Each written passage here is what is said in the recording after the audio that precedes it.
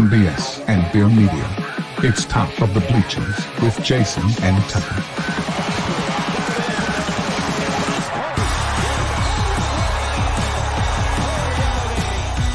Smith coming right, trying to outrun the coverage, makes a cut, gets it. Oh, he's still going. Oh, look at it. He's going to score.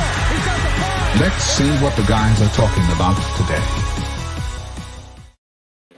Hey, everybody, and welcome into the Top of the Bleachers. I'm your host, Jason Big Guthrie, and I'm here with my buddy and partner, co-host Tuck Scarbrough, and we're hanging out talking about some sports and just chilling. Got lots of stuff to talk about today. We got some Summer League basketball. We got the Arkansas baseball team a little bit. A little NFL Hard Knocks stuff that's going on that everybody's kind of talking about and upset about or not upset about. And then we got our Mount Rushmore of college sports that we're going to go through and talk about. Just hanging out and chatting. We thank everybody that's joining us and going to watching. If you hit that like and subscribe and all that good stuff, we'd appreciate that. Tuck, what's up, man? How you doing? You feeling better today? Yeah, I'm feeling fine, man. How was your 4th of July? It was good. It's peaceful. I've been a little under the weather last few days, so we didn't do too much. There was lots of fireworks in the neighborhood, so that was no lack of fireworks displays. And I live right on a little hill here, so I had a perfect view except my lawn chair's up. Any of the dogs scared of the fireworks? The littlest one, Abby, was a little bit, it was hard to get them to go to the bathroom. You know what I mean? Like, they were fine being outside, but if it was like they go outside to go to the restroom, no, we're not doing that. Hold up. Wait a minute. What's that? What's up, Bobby? Good to see you, man. Glad you're here. Too much distractions, man. I had probably the worst 4th of July I've ever had in my life. Oh, geez. Started off with I had to wake up and pretty much clear out of my house because my cleaning person was coming to clean my house. And that takes about 2.5 hours. So we had to go find something to do. And it was miserably hot. We drove all over Morrilton, Arkansas, looking for a park to go to. It was just, having to get up and leave your house. We got some shopping done, bought some fireworks, went back to the house, and I thought, man, I'm hot. I'm going to jump in the pool. So I jumped in the pool, and there was a yellow jacket in the pool that was drowning, and he was mad at me because I guess he thought I'd done it to him, and he stabbed me in the arm. My arm swelled up like Popeye. And then we went to go watch fireworks, and with my hernia and my swole arm, I decided I would just watch. So I sat down in the lawn chairs, and for the next 35 minutes, I looked at beautiful fireworks that my nephews shot off. And then but the whole time I was getting eat up by mosquitoes. So my legs were all eat up with mosquitoes by the time we were done. And then I went to go get my dog out of their little safe room because he doesn't like fireworks. So we put him in the safe room where he can't hear anything. We got him out of there. And about the time I was loading him up, the neighbor decided to shoot off an arsenal of fireworks. And the dog freaked out, took my legs out from underneath me, and I fell in the gravel driveway. Oh, my gosh. So, yeah, probably the worst 4th ever. And after all that, it was better than being at work. That's true. Hey, this man talking about being in a pool, talking about having his house clean. I don't think it was that bad of a day. I think you're doing all right. Yeah, I got first world problems. Problems. For sure. Nothing going on here. I finally got my AC fixed. Thank goodness. Talking about being hot. Yeah. We were hot for about 3 days. But thank God it wasn't too hot. Like it was, it stayed in the 80s, low 90s, I think. But one of those 100 ones, Yeah, I'm not on IR because you can't keep a good man down. We're going to talk about that a little later on in the program, as a matter of fact. All right. Well, man, I'm glad you made it through that. And I'm glad you're here. And I know we haven't talked much this week, so good to see you. Glad to get to talk to you and hang out and stuff, man. So, first thing we were going to talk about was our Mount Rushmores. and this was pretty interesting to think about and then research each person that I came to mind, because that's kind of what I did. I thought, I'm going to pick the guys that kind of come to my mind right off that I think, you know what, that's when I think college sports, that's what I think of. You know what I Yeah, mean? this was Mount Rushmore of college sports, all college sports. Now, Mm-hmm. when we first came up with this, what I was thinking was I was thinking players, but Mm-hmm. the time when you start thinking about college sports, I mean, the guys Mm-hmm. that have been the most impactful are the coaches. Yeah. So all four of mine are coaches. I don't Well, know but about yours. it's because they have a 30-year career, maybe. But college players got 4 years. You know what I mean? Yeah, Like, I hear you. I so hear you. I totally you hear you. can't compete with that. So yeah, I have some coaches and one non-coach. Okay. All right. But Cool. yeah, so as I said, I got three. I think I feel like probably same three, maybe same three as you. I figure, and then I got a feeling we got maybe one that that's is one. the same, and Okay. I don't know about the rest of them. I don't know about the rest of them. All right. Well, you go one at a time then. So who's your first? I'll let you pitch your first one because Well, this is I the may, one I'm pretty sure that we're going to have the same, and I may disagree. it's going to be Nick Saban. Nick Nick Saban. Saban. Nick Okay. Saban is on the Mount Rushmore. Okay. Uh, I mean, the guy's just amazing. He's got 7 NCAA titles, 1 with LSU, 6 with Alabama. I mean, his winning percentage is through the roof. I mean, when you think of college football, he is one of the first names that's going to pop into your head. And if Yep. it's not, then you don't watch college football. And probably the greatest thing to ever happen to Arkansas football was for that man to retire and go to the house. Thank, thank you from the bottom of my heart, Nick Saban. For a lot of teams in the SEC, for sure. Amen, brother. Amen. Yeah, Nick Saban on my list too. Like I said, one of those guys that changed everything. He just changed everything about what you thought about a football coach should be and what they ought to do and what winning meant, and just the high level of recruiting, the number of wins, 11 SEC championships, 15 SEC Western divisions, like you said, 7 national championships. I mean, just ridiculous. And 2 And different schools too. I mean, everybody yeah, brings up the Alabama one, but he won one with LSU too. he was good at Michigan State too. Before Yeah, he that, was. He was. The only place that Nick Saban has not done well was in the NFL. That was the only place that he did not do yeah, well. yeah. B.S. and Beer says, "Thank God he's retired." I mean, Amen, brother. there's a lot of SEC teams right now. They're Yeah. super happy he's not in there anymore. So, and you never know. I mean, you never know. Comebacks happen. Come back Yeah. for a 5-year run. You never know. You Yeah. never know. Hey, if no time flat, the Hog fans are going to want rid of Pittman. Come on in, Nick. You can come That's true. coach it. That's true. I don't think we got enough money to get Nick. I Arkansas don't. would. I think everybody would have. They would probably pass out. The whole state would probably If pass we out if had that Coach happened. Cal and Nick Saban, oh my gosh. Somebody would be dreaming that. That's 10 years ago. That might have been crazy, for sure. So Um. who's your number 2? Well, number two. Okay, so it wasn't necessarily that I thought football or basketball or whatever. I just thought overall, right? But so Nick Saban was one. You got to have Coach K. Oh, we do have 2 that are the same. So you got to have Coach K. I Gotta mean, have come Coach K. on. I mean, did it forever for 20, one, and 22 years.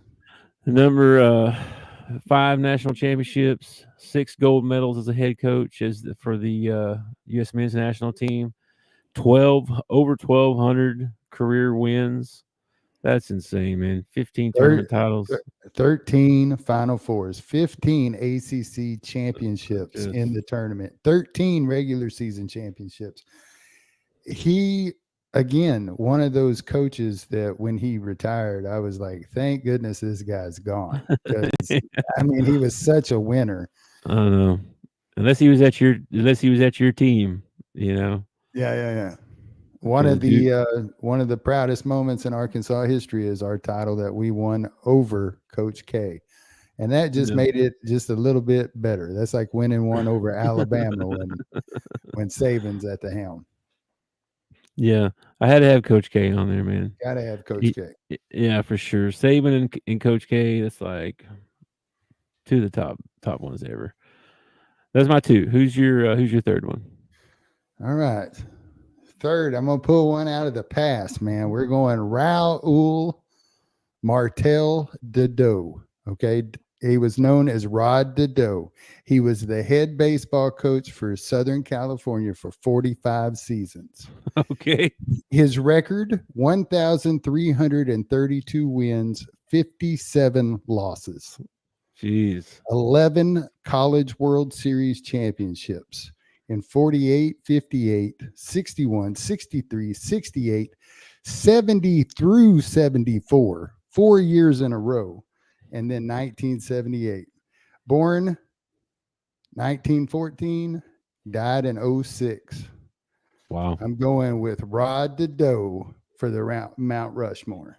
I'm embarrassed, Rod. I forgive me. I don't know your game.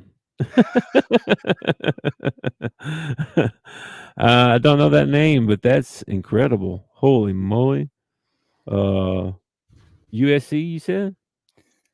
Southern California, yeah. Southern Cal. That's crazy. I have not heard of him before, but baseball, I'm not a big baseball fan, so I can't say that I would know that anyway. But that was a long time ago, too. But I can't say anything because number 3 on my list is from a long time ago as well. So number 3 on my list was from back in the day, Mr. John Wooden. John Wooden, good pick. And yeah, coach of the UCLA Bruins from 1948 to 1975, won 10 national championships, including 7 in a row from 67 to 73. He has all these books and all these philosophies and all this stuff that's out there and all these coaches that use his stuff. I mean, he's a legend. Everybody knows Wooden. Everybody uses his framework of stuff. He's got the pyramid of success is what it was called. That's what everybody used. Framework for achieving personal and team excellence by Mr. Wooden. Bill Walton used to tell a story about the first day of practice with John Wooden. And the first thing they did is everybody learned how to tie their shoes. That is how detail-oriented John Wooden was. Yep. Everybody's going to learn how to tie their shoes the first day of practice. Yep. I've heard that story. Overall record, 664 wins, 160 losses. Like I said, 10-time national champion, 12 Final Fours. So they made it there 12 times, but they lost 2 of them. 15-time Pac-12 champ.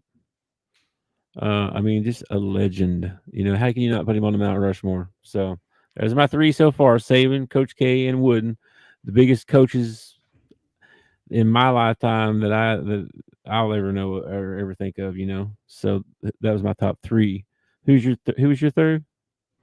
My third was Rod Dedeaux, man. Rod Dedeaux, that's right. Okay, all right. You can't forget Rod Dedeaux. I already forgot. I forgot, bro. Who's your all right? Who's number 4 then? Who's your 4th one on the mount? Number 4. I went to John Wooden. I looked at John Wooden. I thought about putting John Wooden on there. I thought about putting Bear Bryant on there. I mean, Bear Bryant. And he's an Arkansan. Even though he coached for Alabama, he's an Arkansan. But I had to go with Pat Summitt. Pat Summitt goes on my Mount Rushmore. 1,098 career wins, 8 NCAA championships in 87, 89, 91, 96, 97, 98, 07, and 08. 16-time SEC champs, 16-time regular season champs, 5-time Coach of the Year, 8-time SEC Coach of the Year, silver medalist as a player in the 76 Olympics, and won a gold in 84 as the head coach. Pat Summitt goes on my Mount Rushmore. Okay, that's hard to argue with. She was good. She was really good. Just like Wooden, though, as far as the women's game, she's the John Wooden of the women's game. She as really far is. as all the stuff that came from her and all these coaches nowadays are doing stuff that Pat Summitt taught. Man, that's a good one. I like that one a lot. I went a little outside the box on the last one. I didn't use a coach, but I thought, what do I think of when I think of college football? Right? Whoa, Nelly. Oh yeah. Whoa, Nelly. I had to go with Keith Jackson because I put him on my mount because when I think college football, college sport, he did more than college football. He did announce other sports too, but for over 50 years, he come with the catchphrase "Whoa, Nelly." He's credited for nicknaming the Rose Bowl the granddaddy of them all. He's gets credit for the Michigan Stadium, the Big House. Just when you think of that iconic sports play, some big highlight, it seems like it was always him, Keith Jackson making that call. You know what I mean? Oh, there he go. He's going. He's going to run. It was great. And he made it exciting and fun to watch. And when you're first starting to watch sports, probably when I was a kid, he made it exciting. He made it something that I wanted to watch again. It's So like yeah. It was like Jim Ross calling a Stone Cold Steve Austin match, man. You didn't get any better than Keith Jackson calling a Yeah. Monday Night Football game, man. It Yeah. was. I agree. I did not think of announcers. That's a great one, man. That is a great one. Yeah. Well, you had Pat Summerall. I thought him Mhm. too, and then You got but he Al did Michaels. but Pat did a lot of NFL as well. Like him and John Madden teamed Yeah. up in NFL for a long time. So, but he did a lot of college too. But yeah, when I think college, I think Keith Jackson for sure. So that's my Mount Rushmore: Saban, Coach K, John Wooden, Keith Jackson. I got Saban, Coach K, Rod Dedeaux, and Pat Summitt. Rod Doe. I'm gonna have to do some more research on him because that's a cool name. I mean, come on, Rod Well, Doe. Rod was actually a nickname. His name was Raul something. I don't Martinez or something like that. That's great. That's awesome. That's a great name. All right. What was your okay? So you got your four, and I got my four. All right. So next, let's move on to the next thing. What we're going to talk about the NBA Summer League. Summer League. And honestly, I- the game yeah. tonight is the one I really kind of want to watch. The Memphis game is. I'm kind of excited to watch that tonight. So Can I just say, Summer League's hard to watch. Hard to a little watch. bit, a little bit. They Summer Leagues where they like to mess around with new rules. One of the new rules is 10 fouls. They're giving each player 10 fouls. What? 10 fouls. Are you for real? I'm being totally serious. Now I don't know if I don't know if that was just during the Southern Classic or the California Classic, or if it's going to be all Summer League or whatever. But that's ridiculous. 10 fouls. That is ridiculous. Let me look this up. Summer League rules. I think the best team that I watched over the last 2 days was the Kings. I like the way they get up and down the court. I like their players. I was a little bit confused because I watched one Kings game and Mason Jones was playing for them, and Timmy, you remember Timmy from the Zags? They got him. Yeah, saw he was doing well. Yeah, he's not doing too bad. They got a couple of to be honest. They got a couple of other guys, Ellis's. They got two guys they got like 4 guys with last name Jones, and they got 2 guys with last name Ellis. And one of the games I saw a play that was actually Jones to Ellis to Ellis to Jones score. It's like, holy crap. And then the sideline reporter, her name was Sophia Jones. So there you go. Wow. Yeah, a lot of Jones. A lot of Jones is going on. Now the Kings. Well, I said earlier that I thought they were one of the best summer league teams, but I watched 2 different games, and it was 2 different teams, and that confused the living tar out of me. Turns out they got 2 farm clubs, and I guess San Antonio does too, because I watched San Antonio play, and Castle played in one, and then in the next one he wasn't even out there. I didn't know that one, and I'm not for sure on that one either because he may just not played. Well, but like You remember that Boots Radford that played for Mississippi State? You remember him? Little point guard. I think he scored like 30 every time he played against the Hogs. He plays for him, but he didn't play in the same game that Castle and that Bouye kid played in. Yeah. But it's hard. It's hard. He didn't have any stats. I mean, so it's hard basketball to watch. They're young. They just got together, so there's not a lot of chemistry. There's a lot of turnovers. It is interesting seeing some of the guys that you haven't seen in a while, like the Hornets have got Nick Smith Jr. and they got that McCowan kid. They got a big guy inside named Gee that was tearing it up, and then in the second game I watched him in, he rolled his ankle. So I don't know about that one. Yeah, it's the same Spurs team because Castle led him in scoring the first one. Ingram led him in scoring the second one. All right. Well, Castle didn't even play in the second one. I didn't even get to see him get on the floor. I'm not sure why he didn't play then. And the first thing that stood out to me was Bronny and Dalton Connect's game. I watched the Laker game, and neither one of them could buy a bucket. Well, Dalton Connect did much better in the second ball game than he did in the first. He did. I saw him hit a couple three, or at least 1 3. Well, he made a couple of defensive plays too. He actually looked like he belonged there in the second game. The first game, I think, was just nerves. I think he was just nervous as he could be. And then Bronny didn't even play in the second game. No, he got his $4 million. He ain't gonna be playing with them scrubs no more. Yeah, well, man, if anybody needs it, this guy's the one that needs it. I mean, don't even start on this guy. Yeah, don't even get me started. Yeah. The fact that Justin Edwards right now is playing on a 2-way contract for the Philadelphia 76ers and LeBron James has a 4-year deal is ridiculous. Justin Edwards was the former number 1 ranked player coming out of high school. Dude, I watched Mason Jones for the Kings. Okay, first of all, the kid's dropped 50 pounds. He's hit the weight room. He's so explosive going to the basket. He had such a great ball game. And I'm thinking to myself, this kid can't get a contract and Bronny James is sitting on $4 million. Are you kidding me? That's what I'm saying. It's just the nepotism is ridiculous. Anyway. All right, we're going down the wrong road. Anyway. In life, not just sports, but in life, sometimes it's who you know, not what you know. It's almost always who you know, sadly. The hero out of that first game though was Henson, who went 5 for 7 for 3, and then the kid from Sacramento Kings 2, I guess, or 1, I don't know which one.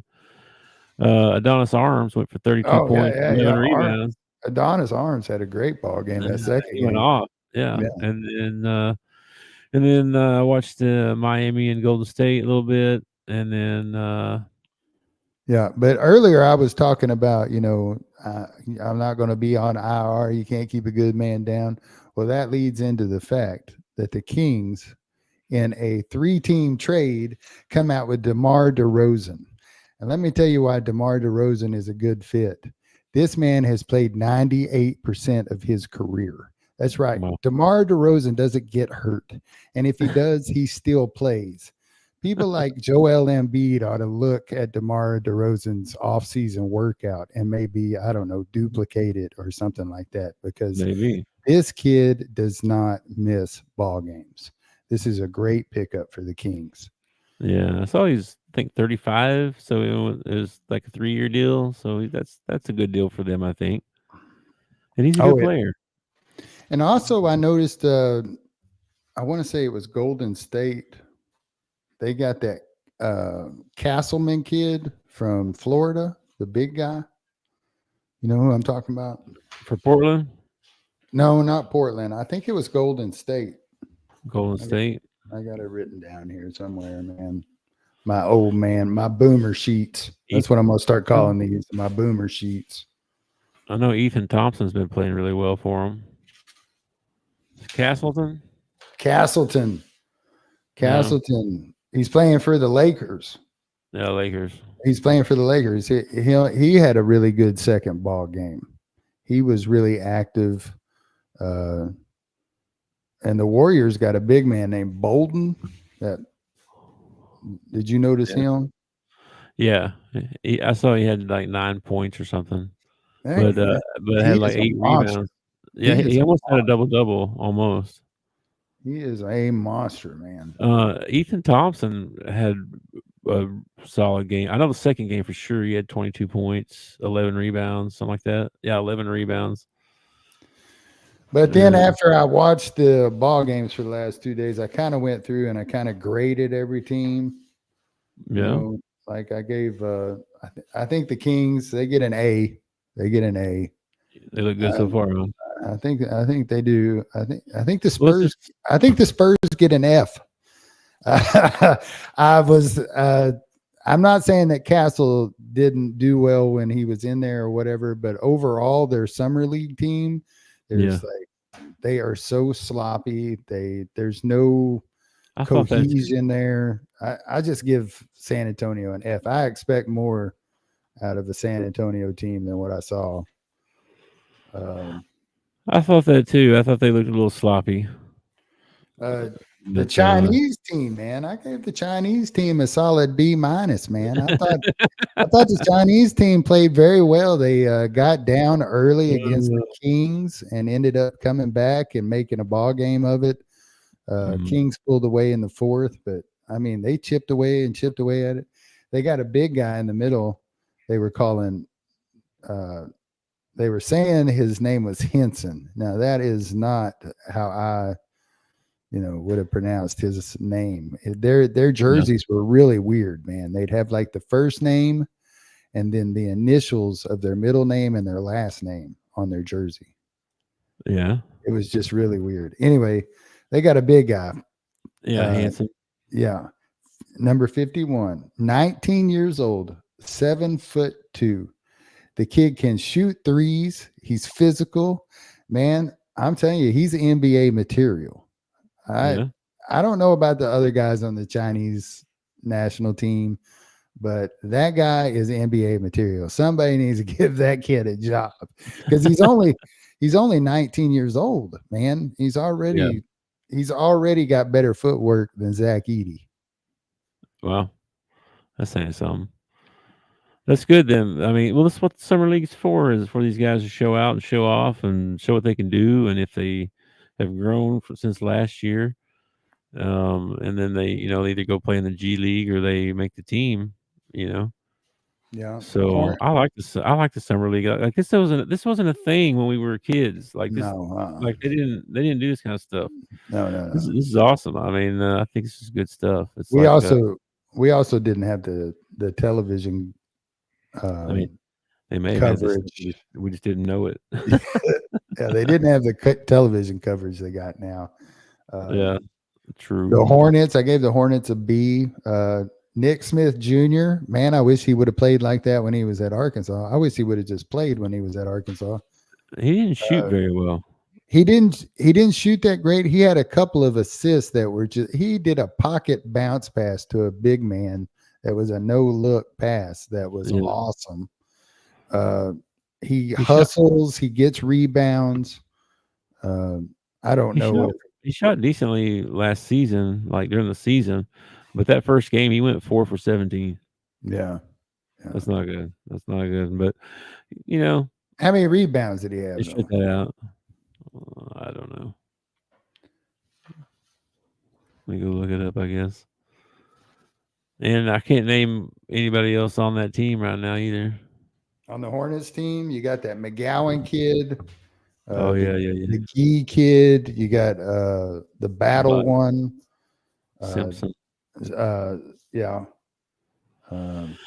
Smith had 4 rebounds. Had 8 points. Oh, this was the second game. Second game, he had 8 points, 4 rebounds, 3 assists. I'm telling you, man, he looked decent. I'm not saying that, somebody should sign him or anything like that, but as far as watching summer league ball and getting to see guys that you actually watched in college and stuff, it's fun, man. No, he's going to make the team. I mean, he's on the team already. He won't play. He probably won't play all summer league. Well, he might. He might.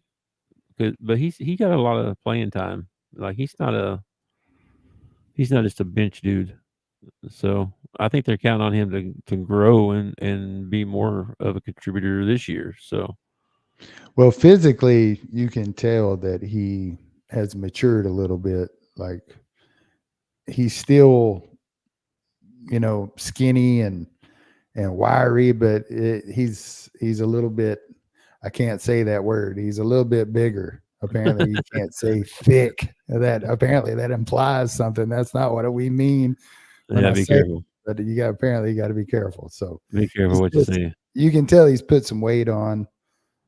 He's still, scrawny, but he looks like he's more built for what he's doing. Yeah, I like Charlotte. I mean, I like Brandon Miller. I think I saw he was on their summer league team. He might play a game or two or something, or 5 minutes of the first game. And then like tonight, like I said, they got Memphis plays. Hang on, let's see what they got. Plays the Jazz, which the Jazz is loaded too, man. They've got like 5 rookies. Flipkowski. That's going to be a good game. The Grizzly Jazz game is going to be a good game. There should be a lot of people on there that we know, and a lot of people that we can watch. And then 76ers and Thunder is the first game. Both those are tonight. Yeah. Yes, not till 7 and 9. I don't know if that's Eastern or it's probably Eastern time. I think so. 6 and 8. Sweet. Central time. Yeah. Anyway, anything else on the NBA or? No, not really. Heat. I was not impressed with the Heat. What's his name? Khalil Ware did really well. He plays for the Heat. Yeah. The rookie out of Indiana. Yeah, the big also guy. Arkansas native. If you didn't know that, Little Rock, Arkansas. I thought the name sounded familiar, but I wasn't sure. It was a big deal because he went to Oregon. Oh yeah. And didn't go to Arkansas, and that was a big deal. Everybody was all upset about that when that happened, whenever that was. I don't know why. Why do people get upset about that? Oh man, people are upset right now because Pittman's lost the top 3 in-state recruits. The 4-star guy just went to OU yesterday, and they're losing their minds, bro. If you can't recruit these in-state guys, like it's the end of the world. But I mean, it's like, okay, I recall when Malik Monk went to Kentucky. Okay, everybody just lost their mind over that, and I'm like, why? I mean, do you want a kid to play for you that don't want to be there? I mean, if a kid's gonna come play for me, I want him to play for my team. I want him to be there for my team. Yeah. If you don't want to play for the Hogs, then go play for who you want to play for. And maybe we got a guy that's better than him. Maybe we picked up a guy from Kentucky or something. I mean, it's just ridiculous. You can't go by these recruitings and stuff. Like these numbers they go by anyway are totally skewed. I've heard multiple people talk about how that you can't go by that. How many stars they are, you know what I mean? Like everybody's upset we were only getting 3 stars. Who cares? You know what I mean? Like we're getting guys, you know what I mean? They're quality guys. Anyway, and then of course you got LSU fans that like to rub that crap in our face. So it's okay, man. That's okay. Take that back down. Yeah. Anyway, moving on. So next thing, let's take a couple minute break here, or let's take about a 45 second. I don't want to give you too much time. I don't want to tell you too long now here, but I got a funny commercial. So think like 45 seconds, and we'll be right back.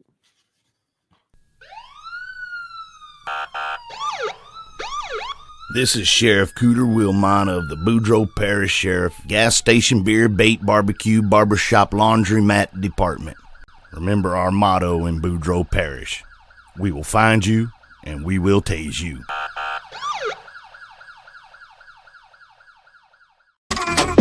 Thanks Thanks for watching our show. Remember to subscribe. Okay. Anyway, like and subscribe, share, comment, all that stuff. Get in with us, man. Moving on, man. Hard Knocks is the Hard Knocks show that they do every year on the NFL. Well, they've got different, like they even have different seasons of it now, where it's like preseason, middle season, like I don't even know what all. But right now they have the preseason stuff going on, and they're doing the New York Giants. And this has made some headlines over the last few days because there's been some stuff come out about what some of the coaches have said that were, private meetings. But with Hard Knocks there's nothing that's private. Yeah, they should have known that it wasn't private. So they came out and said, first thing I noticed was the I don't know if he's the owner. Is he the owner? Let's see. The president and CEO, John Mara, he wanted to keep Shaquan. Like, I think we ought to keep. He was kind of on the let's keep him.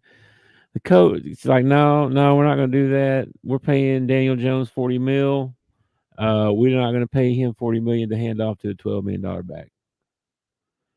And I'm like, you do if it's Saquon Barkley.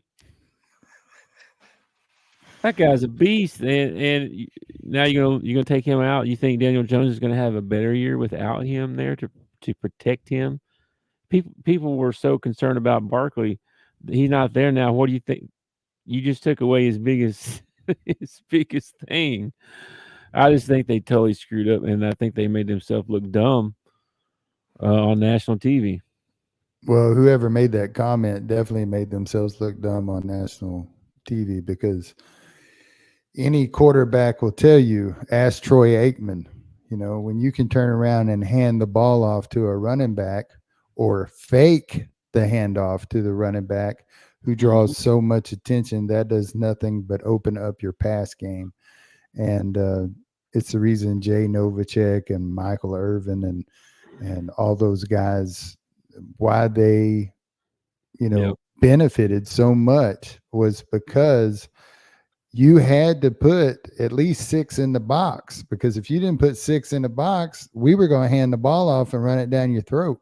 And we might still do it with 6 in the box. So it just opens up your pass game, and to think that you can go out and you can get you a running back who is going to draw that kind of attention from free agency or from the draft, well, then you're an idiot, and you probably shouldn't be the head coach of a football team, if you ask me. Yeah, it was actually the GM, Joe Schoen. Okay. All right. Well, that's better. At least it wasn't the head coach. It wasn't the head coach. No, it was Joe Schoen, if I'm saying that right. And you're right about they can't load the box with 9 dudes, and no. Without Barkley back there, now I can play any defense that I want to play against you. No, I think I don't know. It's the reason that congratulations, Eagles fans. Yeah. It's the reason I wanted Derrick Henry so badly at the Cowboys, because you do not realize how much pressure that takes off of Dak Prescott. Yeah. Dak Prescott has Zeke Elliott, who's going to get you 2 yards every carry, and some guys following him up. I mean, it's pretty much going to be Dak and the wide receivers. Pretty much is going to be our offense this year, and it's because we haven't gone out and gotten us a $12 million back. Well, I don't mind Barkley changing teams, because I actually traded for him in fantasy last year. So I'm like, yes, get him off the Giants and put him on the Eagles. He's going to have a more productive year, I think. So I don't mind it one bit. But, I think the Hard Knocks thing in general is kind of crazy about how much inside. Like, I'm not prescribed or to HBO or whatever it's on. I don't have access to watch it or whatever. But just watching the news on it and stuff is crazy, because they so much inside info to everything going on. I'm sure Dale watches the crap out of the only the only problem that I have with him being traded to a different team was he stayed in the NFC. I mean, he could have. It would have been much better for us if he would have went to the AFC. True. The other news I saw was the big news, or big. I don't know if it's big news or not, but Mr. Dak Prescott walking around in his boot, and did you? still hasn't come to terms with his new contract extension. He's scheduled to make $55 million in 2024. Yeah, poor Dak. Yeah, I feel bad for him. Dak was on vacation in like Cabo San Lucas or something, somewhere like that, where rich people go, and somebody spotted him walking around in a boot, and they asked Dak about it, I guess later on when he was back off vacation, and he claimed that it was because he went deep sea fishing, and when he goes deep sea fishing, his leg swells up on him. Now, first of all, I've never been deep sea fishing. All right. I've never even been out in the ocean. All right. I think that's dangerous and you shouldn't do that, but that's just me. Okay. But I don't know if there's any truth to that. It's the same ankle that he happened to snap in half a couple of years ago, 3 years ago. So I guess maybe with the pins in there and stuff, maybe the deep sea fishing did swell it up or something. I have no idea. The ocean air. Yeah. As far as his contract goes, he has publicly said that he's betting on himself, and he doesn't really care about the extension that much. Other people are making a big deal about it more than he is. Same way with Micah Parsons. Micah finally decided, you know what? We'll settle this up later after I have a stellar year, and you'll have to pay me even more freaking money. The only one that we're worried about is CD, and CD is sitting looking at that Justin Jefferson deal, and his chops are just slathering, and he's still on a rookie contract. So that's why he's holding out right now. Mm-hmm. Yeah, he ain't gonna be there until they pay. The problem with that whole scenario is who's on the other side of that negotiation. And I've said it before, and I'll say it until he finally either sells them or kicks the bucket. But Jerry is what's holding the Cowboys back. He's the one that ran off Jimmy Johnson. He's the one that has started this 20-something year downfall, and he will continue to screw it up until the day he finally gives up either the team or the ghost, one or the other. I'm afraid you might be right. I mean, a lot of people agree with you too on that he's too hands-on for sure. I mean, the man's got more money than his great grandchildren will ever be able to go through. Yep. Retire, go to the house, enjoy the 10 years you got left, or however long you got left. Yep. But no, he is not. He's not going to do it. On a good note, we're less than 60 days away from some football. Some real Man, football. I am so ready. You know, CD's not the only one holding out either, though. I mean, we got quite a few that we got college ball in like 53 days, 54 days, something like that. Yeah, the Cincinnati's dealing with T. Higgins and his contract. Cameron Haywood with the Pittsburgh Steelers is having things. Jamar Chase with Cincinnati. I mean, there's a whole bunch of contracts out there and I don't remember this when I was a kid. Maybe because, I don't know, maybe because there wasn't a social media or wasn't covered as much, but your current contract is not up, yet you want to negotiate a new contract. Oh, yeah, they do that all the time. Yeah, that makes no sense to me whatsoever. You negotiate a new contract when your old contract has. They want a new deal before that one expires. Yeah. And I don't really understand it, because if you come out and you have a good year and your contract's up, you're going to make, twice the money that you would have made off that extension or whatever. I Yeah. guess a lot of guys are just worried about injury or maybe not having the year they had the year before or something like that. I don't know. Yeah. Well, if you only got 1 year left and you can get 4 and 3 of that's guaranteed, you're like, I want that. I want that. It's crazy. I don't Man. blame him. I mean, how easy is it to get hurt though? I mean, you get hurt in warm-ups to be career ending, like, and then you're done, and there's no way to make money, or Yeah. well, there's no way to make money, but not as much as what you're going to make doing playing. So that's good. I saw Carson Wentz was a backup for Mahomes Oh yeah. this year. I saw that was kind of interesting. I know there's a lot of stuff going around about the Bengals right now, and everybody's how are they going to do and what are they going to do. I've seen a lot of stuff about that, and that division, I don't see him coming out of that division. Baltimore's coming out of that division. Dude, it is. I mean, anything can happen. Okay, Baltimore gets hit with a whole bunch of injuries. Kansas City has a bad year physically. I mean, injuries happen in football, and there's always that one team every year that seems to go from the bottom to close to the top. Yeah.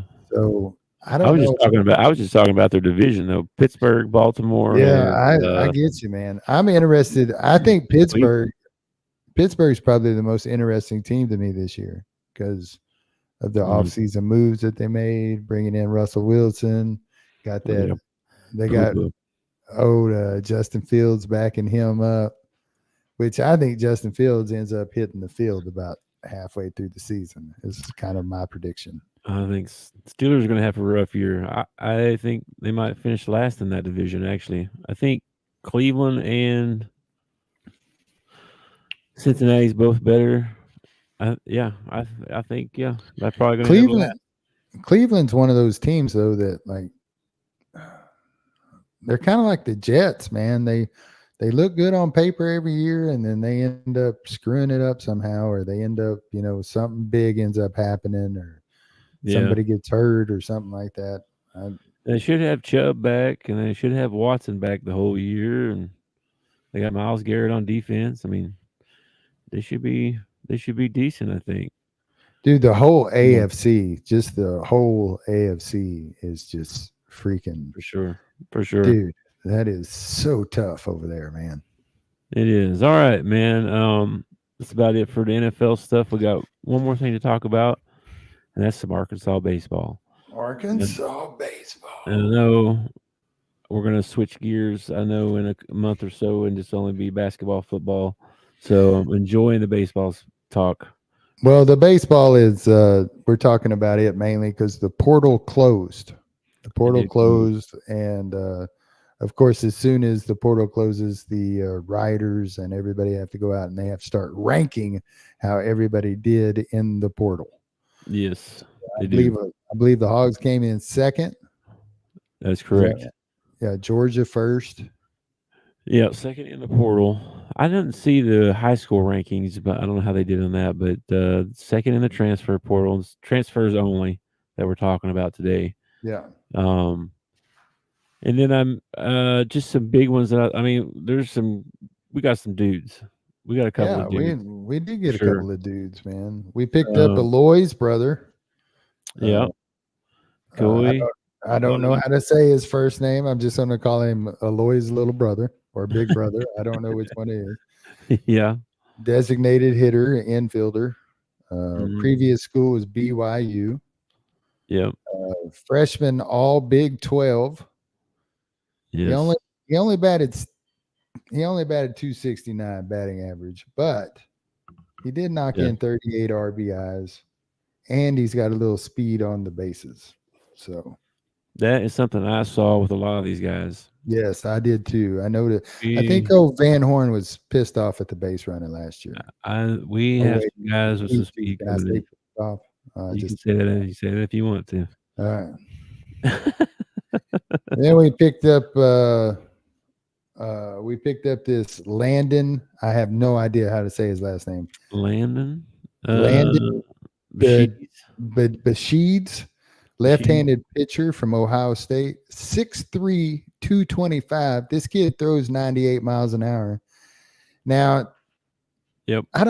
I was kind of looking at his numbers. He struck out 91 and he walked 31. Okay. Yeah. So that tells me that he's walking like 1 out of 3. 1 out of 3. Is that, am I doing my math right there? Yeah. But he had 91 strikeouts in 84 innings. Yeah. And he was mostly middle relief. That is kind of high walk, but he throws it hard. So yeah, 98, and he's a big kid, man. Yeah, that was a big pickup. I think he was number 2 or 3 in the portal. Yeah. The other big pitcher they got was Zach Root from Eastern Carolina. Yeah, I saw him. And he was just a freshman last year. They made the AAC All Freshman team. 3.56 ERA. Big left-handed, another left-handed kid. I noticed when I was going through the list of kids that we picked up. Like they might come from a small school. Like we got a couple kids from a community college. We got one from Lincoln, Missouri University, which I don't know where that's at. It's somewhere in Missouri. Yeah. But he was All-American D2. You know, like every one of them had like All-American under their All-American something under their thing. Yeah, I got some different things on each one. Like we had an outfielder, Justin Thomas from JUCO. 37. He hit 393. 37 extra base hits. 35 stolen bases. Yeah, that's pretty good because I don't think we had anybody over 20. Yeah, I think I marked that down too. Yeah, we picked up this kid, Rocco Pepe. He's an outfielder from Fresno State. The all-world team, all-world name. Yeah. 23 multiple hit games. Think about that for a second. 23 multiple hit games. 327 batting average, 56 RBIs. I mean, that's good. That's good stuff right there, man. And then we got an infielder, Brent Iredale he's a JUCO. He hit 441, 24 stolen bases, 25 home runs, 78 RBIs. The kid can play. So that kid can play. And then yesterday, they picked up. Hang on, I don't even have it wrote down because I already had my notes made. They picked up the number 1. I saw that kid. Oh, I sent it to you, didn't I? Yeah. I got it. What's his name? Yeah, what was his name? Elliot Peterson. Elliot Peterson hit 517. 15 home runs, 91 RBIs, 85 runs, 107 hits, 25 stolen bases. Yeah. Holy smokes. Dude, we picked up this kid. All right, first of all, he's got the best name on the team. His name is Maximus Martin. Okay? Yes, I like Maximus. All right. The shortstop from Georgia State. All right. He walked 32 times last year. 32 times he walked. He's got a 430 on base percentage. Okay. Nice. This kid's gonna get on base. He's either gonna hit the ball or he's gonna get walked, one or the other. Yeah, there was another guy that had like 14 stolen bases. Trenton Rowan hit 403. He only had 15 strikeouts. He only struck out 15 times all year. That's pretty good. That's not bad. A lot of these kids now are coming from D2 and they're coming from JUCO and they're coming from, the Atlantic Conference. So you got to wonder how good the pitching is. Okay. I don't know that it matters as much in baseball as it does some of these other sports. I don't know, man. I don't know. You get into the SEC and everybody's throwing in the 90s. True. I mean, I know the bigger conferences are going to be better. I get that. Of course, I watched the Hogs face a guy in the regionals that was throwing a 67-mile-an-hour curve, and they could not hit the daggum thing to save their life. Yeah. The other interesting thing I saw was that Kendall Diggs has another year of eligibility. Yeah. And he's not doing anything this summer because he's having surgery. Mm-hmm. There's a chance he may come back for one more ride. You know how I feel about Kendall Diggs, man. I love the kid. Love him to death. He's captain of our ball team. He's a leader. He struggled so much last I year. think he was hurt though. I'm pretty sure he was hurt the whole season, but he struggled so much. It hurt me. It hurt me emotionally to watch him play and do that. It just, oh man.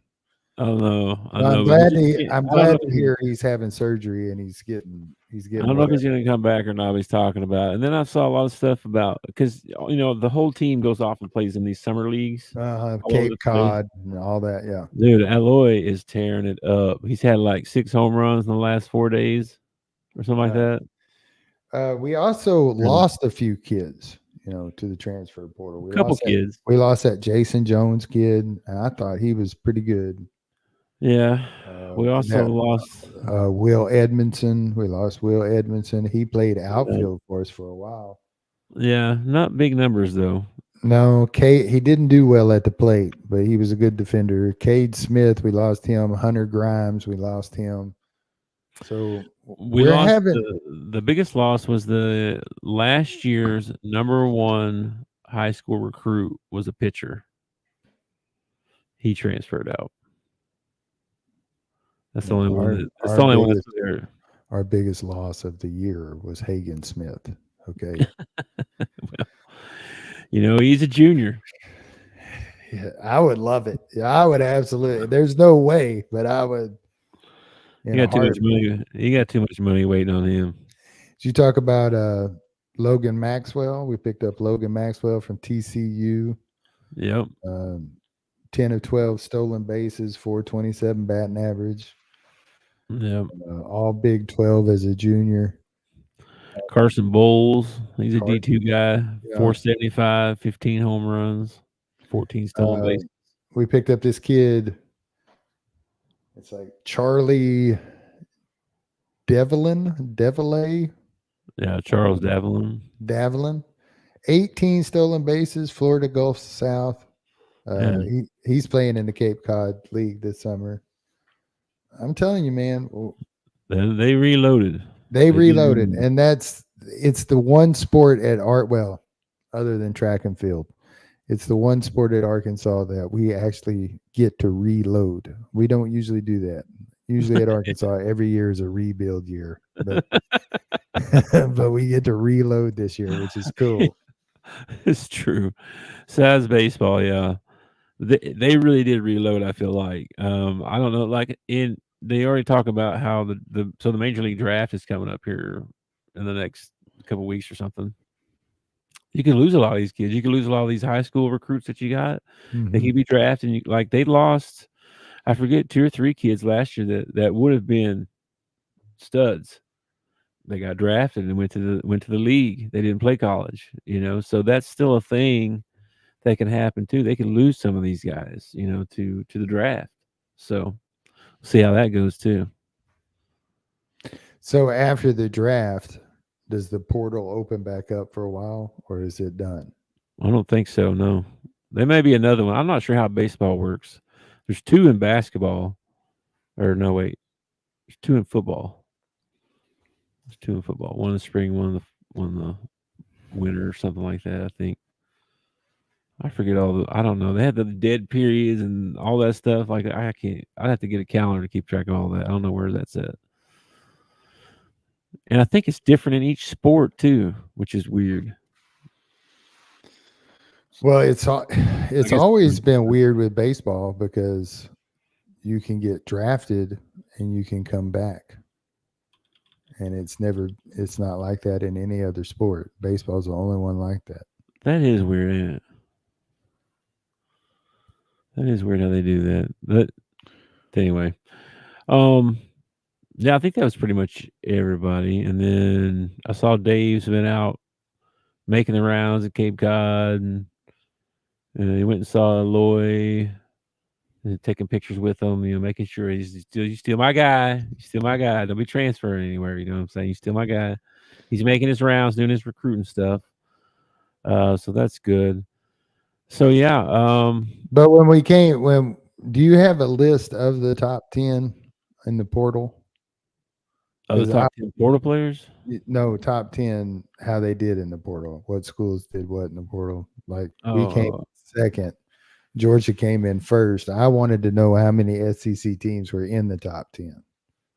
Oh, okay. Let's see here. I'll look this up. Because I got a feeling at least 8 of the SEC schools were in the top 10. Let's see here.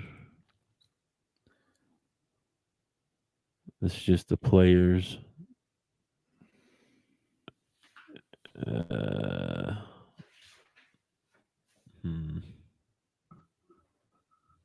Oh, and a little faux pas from a previous show that I would like to correct. I made the comment that we had history with Texas and Oklahoma because we used to play them in the Southwest Conference, but that is not true. We have history with Texas and Oklahoma because we used to play them in non-conference and in bowl games all the time. We did not. Well, wasn't Arkansas and Texas in the Southwest? I know Arkansas was in the Southwest, and I think Texas might have been for a little bit until they moved, but I'm not sure. Yeah, I think Texas and Oklahoma always been in the Big 8, Big 12. Yeah. All that. But we played them all the time in non-conference, and then there was a long period there in the 70s and 80s where we were constantly playing them in bowl games.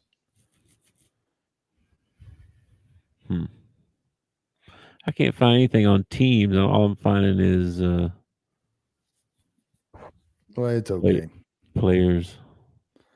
I'm going to guess that at least 8 teams from the SEC are in the top 10. Here we go. Let's see if they got baseball. No, all I got is football and basketball. On threes, all they got is basketball and football. So probably 24/7, probably. Let's see what they got. I didn't see any other big recruits coming in or anything. I mean, we picked up. I didn't recognize any of the. They don't have baseball either. I don't really recognize any of the high school kids. Like I said, I'm just not that knowledgeable on the baseball side of things. So, summer league games tonight. Summer league tonight. That's about it. I mean, Olympics are coming up soon. Yeah, we got summer league games pretty much all week. That's good. So, at least it'll keep me entertained. Lots of basketball on, so yeah. Yes, I guess that's it. Before we jump out, one last thing. Don't forget, if you're struggling with your mental health, there's a national hotline that you can call, 988. Please check it out. Get some help. Don't do life alone. And Tuck, that's don't do life alone. I like that. You need to keep that. Write that down somewhere. Don't do life alone. Don't do life alone, for sure. Let me tell you, suicide affects everybody. It not just affects the person who is committing suicide. It affects the loved ones around them. You don't know how important you are. There is somebody out there that loves you and wants you to be there tomorrow. Yep. And if you're feeling depressed, you're feeling down, you're thinking about hurting yourself, you're thinking about hurting others, call 988, talk to a professional, talk it out. Somebody will be there to listen to you. Yes, for sure. And as always, I'm here to listen to you, Big. I love you. I will always be here on Mondays at 4:00. Hit that smash that like button and share this with your friends. Follow us, all that stuff. Yes, sir. And that's about it, man. That's all I got to say. Yeah, thanks for being here. All right. I love you, brother. Peace. Yeah, peace. Thanks for watching our show. Remember to subscribe for more shows on the network. Smash the like button, share, and comment.